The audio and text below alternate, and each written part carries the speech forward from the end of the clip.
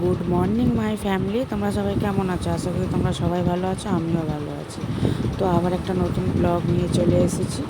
তো এইটা হলো সোমবারের ব্লগ। আমি কিন্তু সকালবেলা ঘুম থেকে উঠে পড়েছি, উঠে আজকে শ্যাম্পু শ্যাম্পু করেছি। আর ছেলেকে কিন্তু তার আগে পড়তে দিয়েছে, ঘরের বাসি কাজ সেরে স্নান টান করে নিয়েছি, করে এখন চলে এসেছি ছাদে কাপড় শুকো দিতে। আর মেয়েও কিন্তু উঠে পড়েছে, দেখতেই পাচ্ছ ঘোরাঘুরি করছে। তো আবার আজ থেকে শুরু হলো, মানে সকালবেলা কদিন তো খুব ঘুমিয়েছি, তো এবার থেকে আবার সকালবেলা তাড়াতাড়ি করে উঠতে হবে, কারণ ছেলের স্কুল আছে, আবার ছেলের 3 তারিখ থেকে পরীক্ষা। তো একেবারে কাপড় টাপড় শুকো দিয়ে নিচে চলে এসেছি। আবার ছেলে মেয়ের খাবার বসিয়ে দিয়েছে, ওরা পুজোও করা হয়ে গেছে।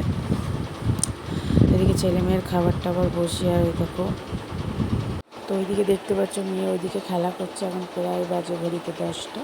এই দেখো আমি কিন্তু চুল ভালো করে ঝেড়ে করে সিঁদুর টিঁদুর পরে নিয়ে আমি অলমোস্ট রেডি। তো এবার যাবো ছেলেকে আনতে। তো ছেলেকে কিন্তু তার মধ্যে নিয়েও চলে এসেছি, খাওয়ানো হয়ে গেছে, স্নান করানো হয়ে গেছে। এখন ছেলেকে স্কুলের জন্য রেডি করে নিয়েছি। এবার ছেলের গাড়িতে তুলে দেবো, তুলে তারপর চলে আসবো ঘরে। এরকম আমার মেয়ে এখন ব্যাগ নিয়ে খেলা করছে ছেলে। তো ওকে স্কুলের গাড়িতে তুলে দিয়ে আমি চলে এসেছি। কালকে কিছুটা মানে লুচি ছিল, মানে আটা ময়দা ছিল, সেটাকে 4-5টা মানে লুচি করে নিয়েছি। 4টে আমি খাবো, একটা মেয়ে খাবো। দেখতেই পাচ্ছ সে তরকারি তুলে খাওয়া শুরু করে দিয়েছে। আর তার মধ্যে এবার তোমাদের সাথে কথা বলতে বলতে এবার লুচিটা খেয়ে নেবো। খেয়ে নিয়ে কালকে না আমাদের আজকে রান্নাবান্না নেই, কারণ কালকে তোমরা দেখেছো আমি নেমন্তন্ন বাড়িতে গেছি, এর আগের ব্লগে তোমাদেরকে দেখিয়েছি। তো কালকের মাংস টাংস সব পড়েছিল, আর খাবার নষ্ট করাটা উচিত না, আমার বলে না, প্রত্যেকটা মানুষেরই, ধনী হোক গরিব হোক সবাই দেখে, কারণ মানে খাবার হলো লক্ষ্মী। তো আগে এই ব্যাপারটা বুঝতাম না, শ্বশুরবাড়িতে এসে বুঝেছি।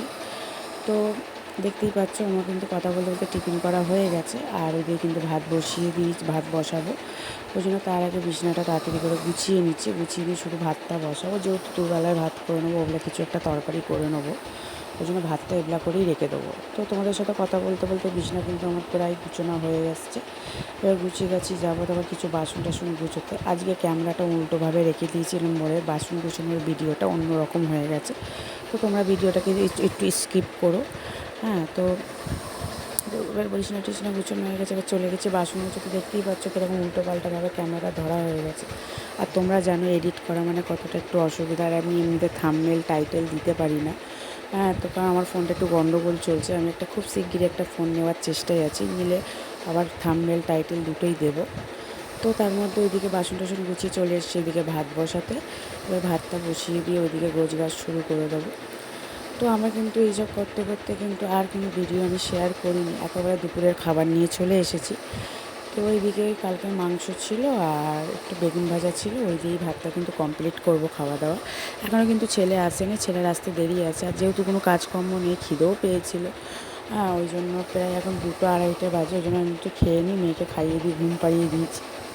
মেয়ে সকালবেলা উঠেছিল, মেয়ের ঘুম পেয়ে গেছে, ওই জন্য ওকে ঘুম পাড়িয়ে দিয়েছি। আর আমি ওই জন্য তাড়াতাড়ি করে খেয়ে নিচ্ছি।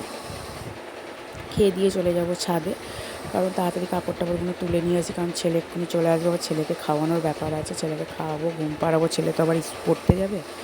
তো ভিডিওটা এই ছাদ থেকে শুরু করে ছাদেই শেষ করলাম। ভিডিওটা ভালো লাগলে একটা লাইক, শেয়ার, কমেন্ট আর সাবস্ক্রাইব করতে ভুলবেন না। দেখার জন্য